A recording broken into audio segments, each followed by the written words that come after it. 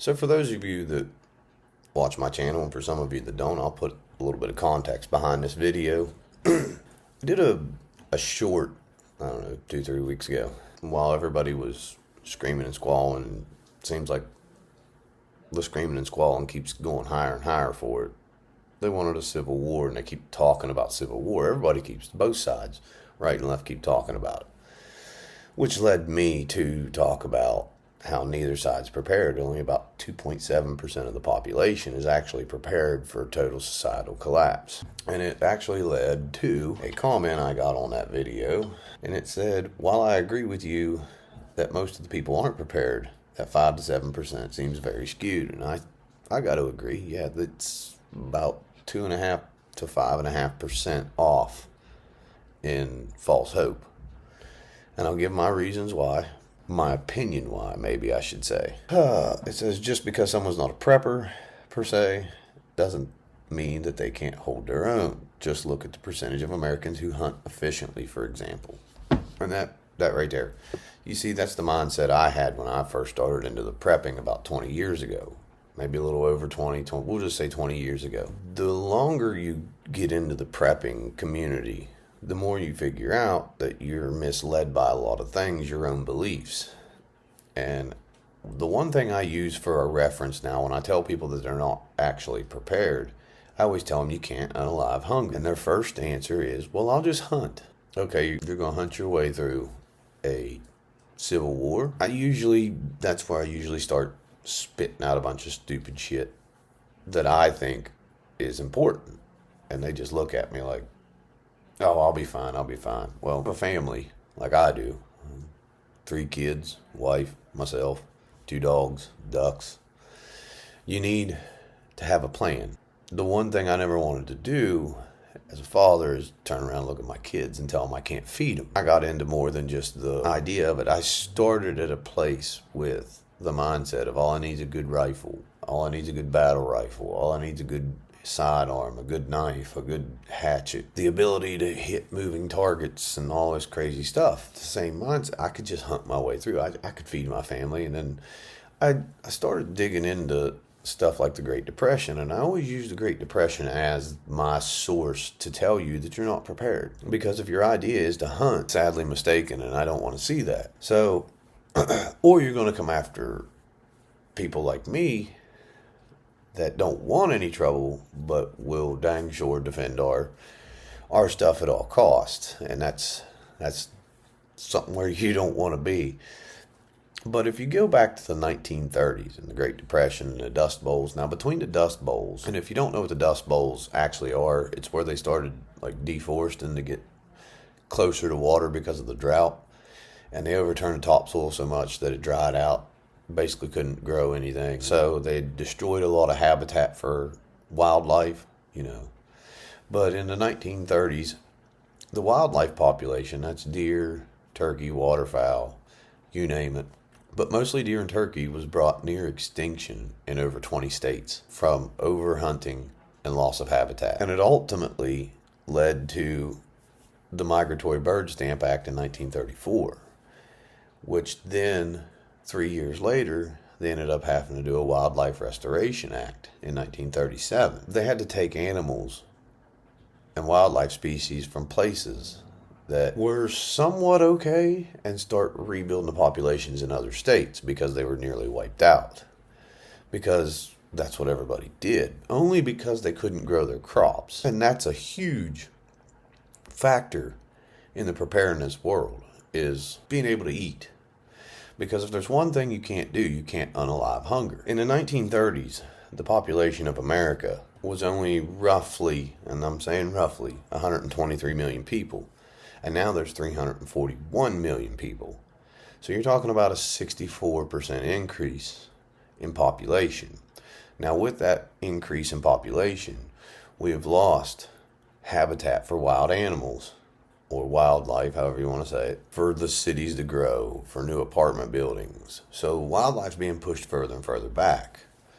Now I live in Appalachia, and we still have, you see me look out the window once in a while, I'm looking out across the field and into the woods. So now you have a lot less room for your wildlife, a lot less room to hunt. And for people in the city, how are you going to hunt? You're not.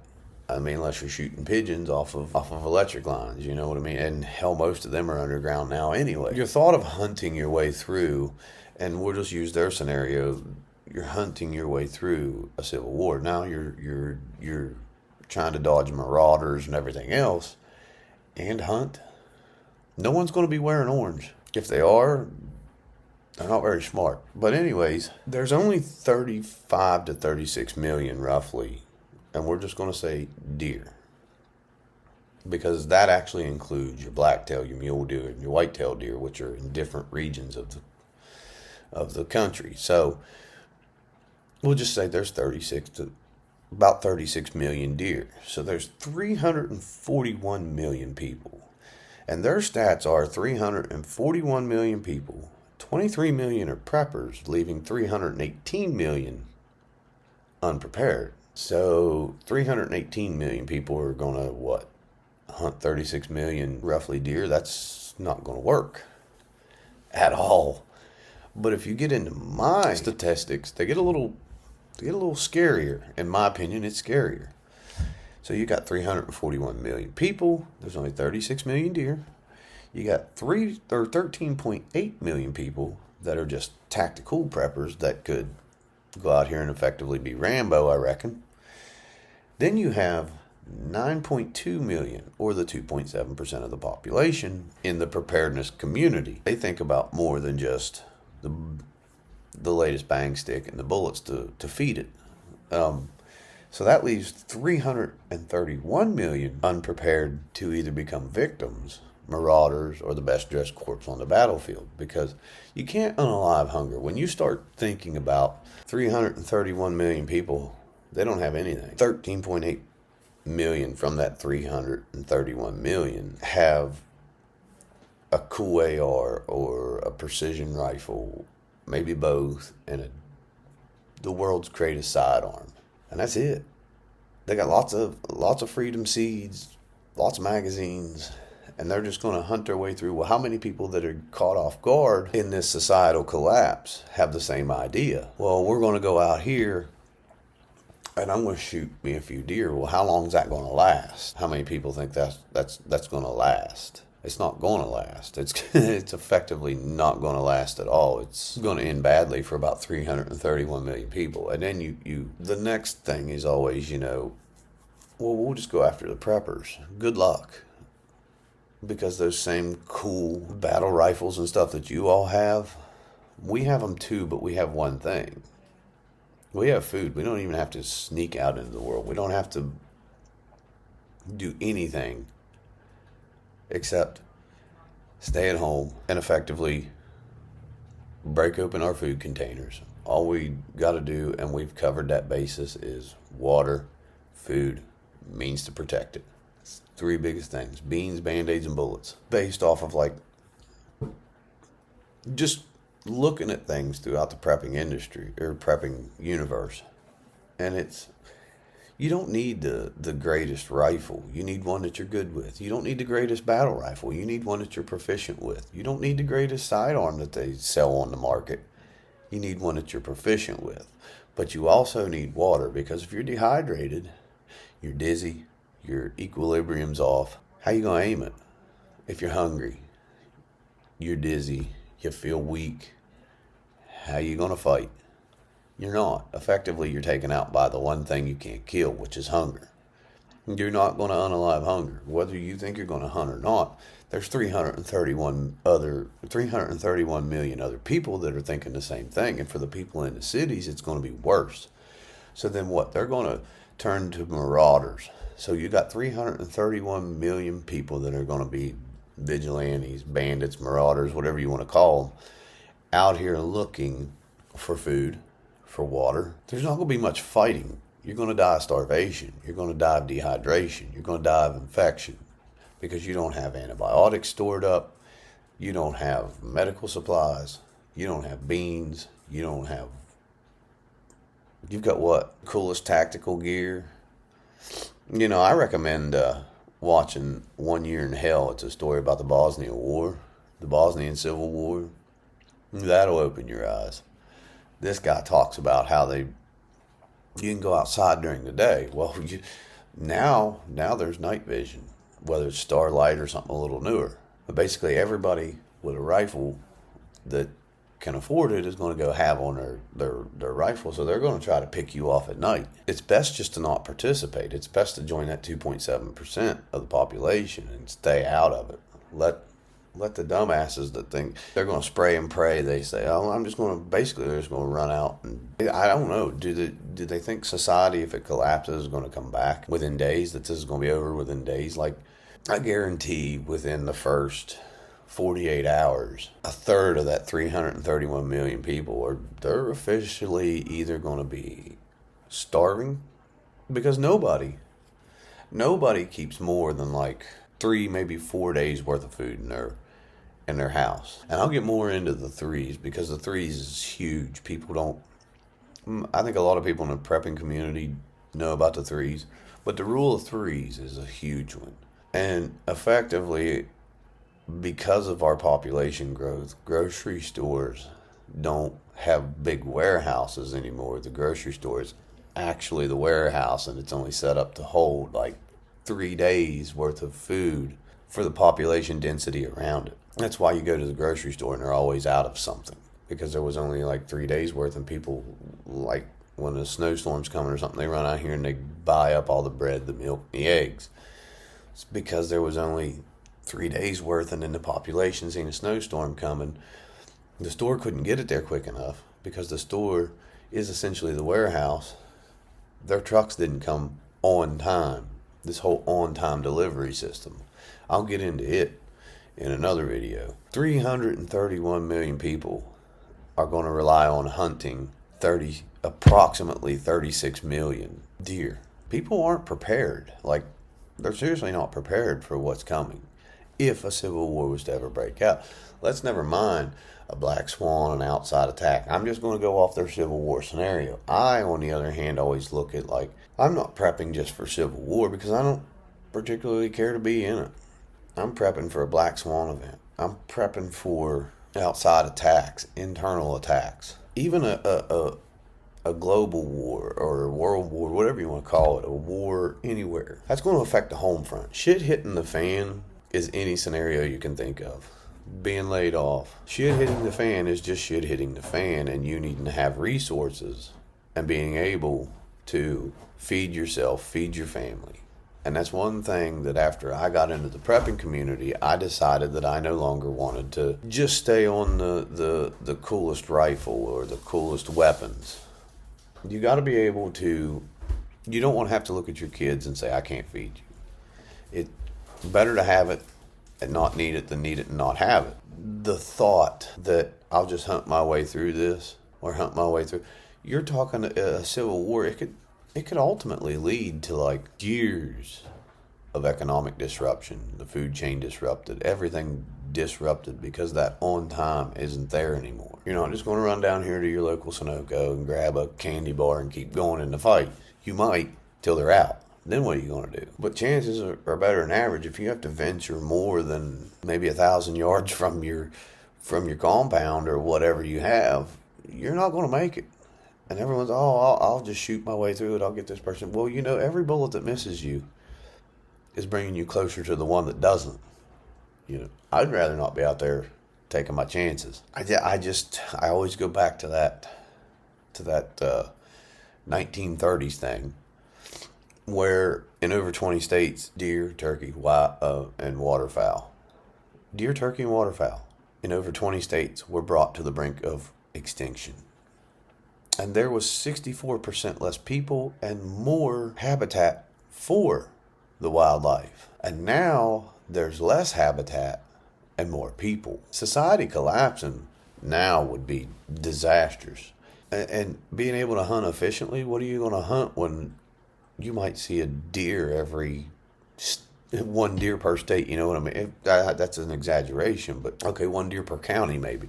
How are you going to be proficient in hunting that? So you got to have a backup, which is where you get into the storable food. And you don't have to go out here and freak out and buy a bunch of it. I started small. But see, when I started into the prepping, I had a good bolt gun with a great scope on it. I still have it. I had an SKS, one of my favorites, and I had I believe it was a SD9 VE. There it was. That was, but I mean, I was ready to go. Boots, had the gear, there's more to that. There is a lot more to that. There is a ton more to it. Well, then I started off, and when I started, really looking at the numbers and stuff, as I started having kids, I started looking deeper into the numbers of what you could do and what you couldn't do. I figured out that, at that point, it was like, man, I don't want my baby to starve. They can't eat right yet, stuff like that. And I started freaking out. And I found out, you could keep certain formulas for a while. There was powdered milks, there's powdered peanut butters and stuff like that. And then I started researching foods that are good for a long time. And I actually learned how to build my own preparedness buckets with rice, beans, noodles. I figured out things about ramen noodles. I figured things out about salt. I started learning things that would be worth bartering. I started moving my money over into different things, and I'm not going to actual currency, things that could be traded. There's a lot more that goes into prepping than what people think. It's not just the greatest and latest tactical gear, because that's just going to make you, as I say, tactical prepping or a tactical prepper or the best dressed corpse on the battlefield. That's all. That's it. You can't unalive hunger. You can't unalive dehydration. You have to have those things. And I want to do a lot more videos like this, because the whole prepping thing, like, it got a really, really bad connotation because of you're anti-government, you're anti-this. No, I'm pro-living. I'm pro my family living. You start learning the different seeds. You start learning all kinds of stuff. Used to tell people at work all the time until I got laid off. They'd say, well, and that was one of the comments. I'll just hunt. I was hunting. I'd say, well, did you know that, like, in the 30s, when there was like 60-some%, 64% less people and more habitat, people starved because there wasn't nothing to eat.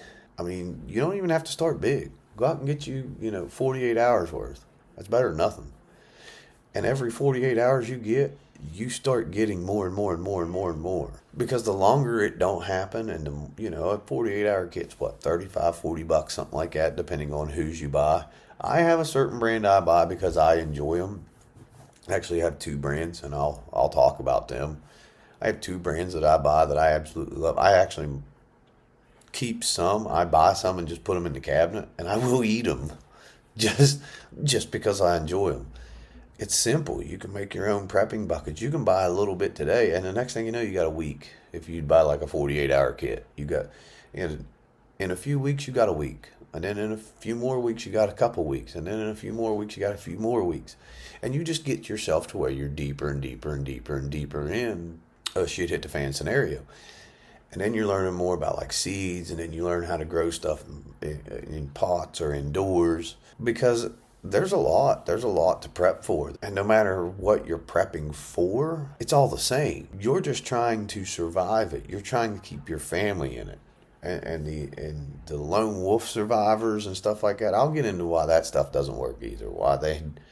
You need a mag, or you need, like, your people, even in your house, even if you have a small family like mine, that's your mag. That's your right there mag. You have to have, then there's, bug out bags, or, I call it my getting home bag. I used to carry one in my car all the time at work. It's like, if electromagnetic pulse wipes out my car, I have to walk.